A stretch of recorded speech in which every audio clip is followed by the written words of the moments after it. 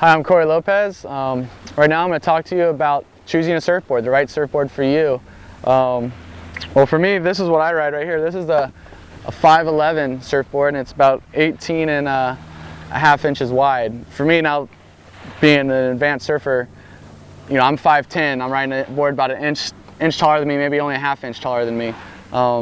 We ride such small boards, so they're more maneuverable. The smaller the board, the easier they are to turn, to twist in the air and spin around and stuff like that.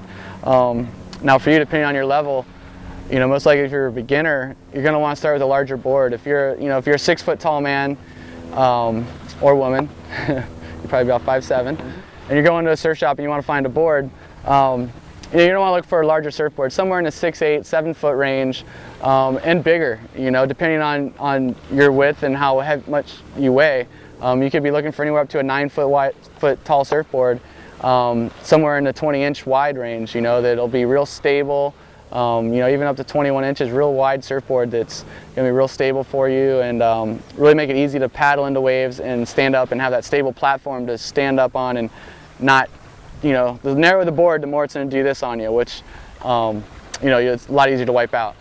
And then of course, the better you get, the smaller board you can ride. So when you walk in a surf shop, make sure, if you're going in there, it's your first time to buy a board, make sure the local guy doesn't try to sell you some teeny board that he's selling because he's trying to make a sale. Now all surf shops want to make a sale, which is great, but you got to get the boards right for you. So remember, there's always another surf shop down the road that could have the board that you really need.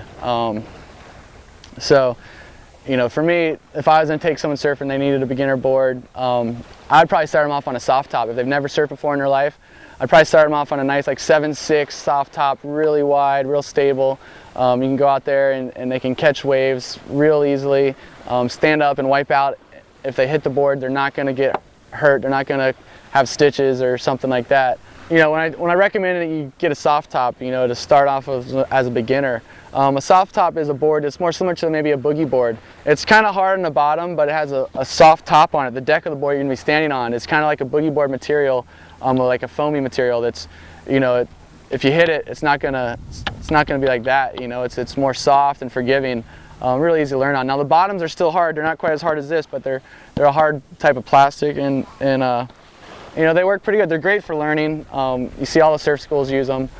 You know, however, they're not the board you're going to want to keep for a long time. They're going to be the board you're going to buy for maybe about a year, and then 6 months. You know, it depends on how good you get, how quick you get good, and then you want to transfer into a real surfboard that you can go out there and really get your shred on.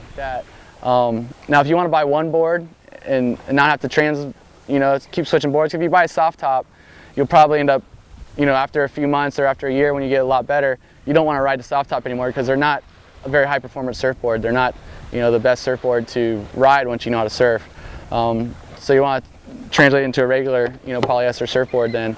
So if you want to just buy the regular board right away, you know, go for it.